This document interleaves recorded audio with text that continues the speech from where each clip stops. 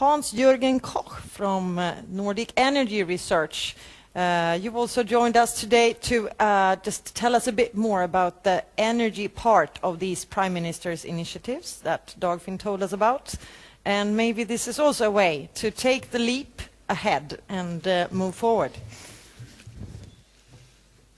Thank you very much for this opportunity to talk a little about one of the most important elements of the Prime Ministerial Initiative, the element, as Dagfinn announced, that deals with renewable energy and the Nordic solutions to the global challenges that we have seen in the energy sector.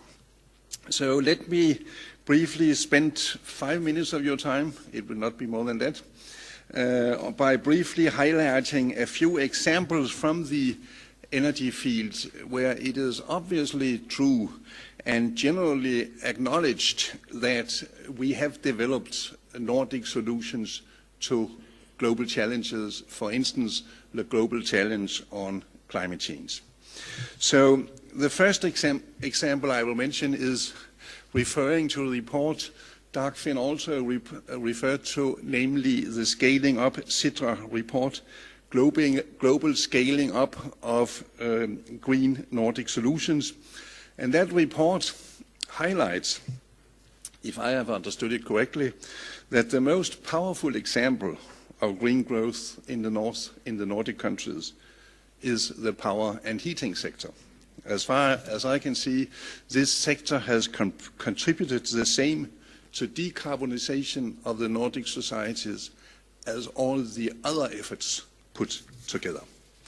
The Nordic region has been by far the most successful region in the world in decarbonizing the electricity production. The Nordic region has on average already achieved that level of decarbonization that the entire world, in slow progress, aims at reaching in 2045. The Nordic countries are already there, and that is therefore we at some occasions are bragging about that we are in that area 30 years ahead of the rest of the world. This aim to reduce the decarbonization is a very important factor in order to achieve the global target of limiting the global temperature rise to maximum of 2 degrees. This has been achieved by close Nordic cooperation on electricity production based on a mixture of biomass, hydropower, wind power, a little solar, and geothermal energy in Iceland. Discussions at the Marrakesh meeting at the Marrakesh meeting of COP22 last week showed that there is a significant global interest in these green Nordic solutions to address the global climate change.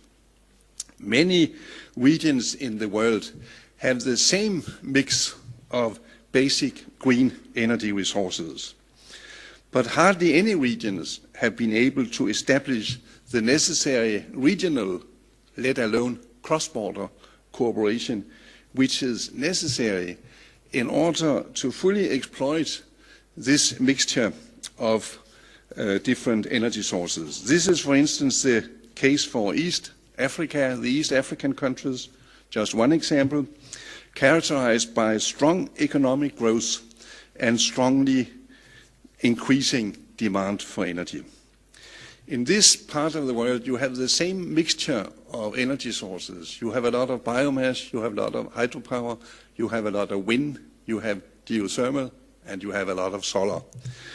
And there is a strong interest in trying to learn from the Nordic experience how that can be combined in a regional and cross-border cooperation to the benefit of the climate challenges and to the benefit of securing a secure supply of energy to reasonable prices. There's also a significant interest in Nordic business and industry for the economic benefits for the Nordic countries in a global scaling up of that achievement. Second example, a few weeks ago, a Danish government bidding round on a giant 600 megawatt offshore wind turbine park in the border area at the sea between Sweden, Denmark and Germany were concluded. 600 megawatts means electricity supply to 600,000 households.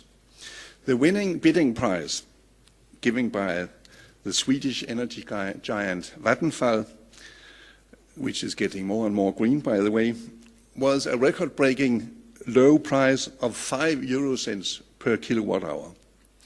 This is close to sensational. When we told this to the International Energy Agency, also present when they published their World Energy Outlook 2016 in Marrakesh, they admitted that this impressive result strongly overshot their expectations on how competitive offshore wind power already is and can continue to be. The speed of the development, which has mainly taken place in the Nordic region, the speed of the development in this field is underlined by the fact that the price level obtained now is only 1/3 of the price obtained at a similar bidding round on a similar offshore wind turbine park only 5 years ago. So this is the speed in which we move forward. And one more additional comment. IEA admitted that the price achieved here was the price that IEA had expected to see for offshore wind turbine parks in 2040. Apparently in that area we are also 25 years ahead of the rest of the world. Third and fourth example, very briefly, the Nordic Energy Research Program, Sustainable Energy 2050, demonstrates that by Nordic cooperation it will be possible to make huge progress on green growth in particular two fields. First one, all Nordic private vehicles can be fueled with clean electricity, with a growth of electricity production of only 7%.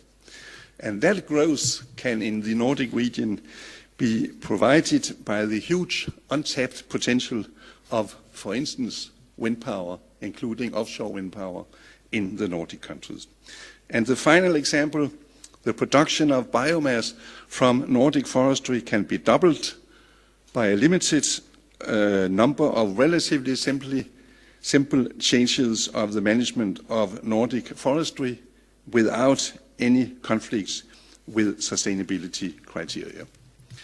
So in conclusion, there is still a significant untapped potential in the energy field where Nordic cooperation can take the lead on demonstrating Nordic solutions to address global challenges to the benefit of the world and equally important to the benefit of Nordic economies.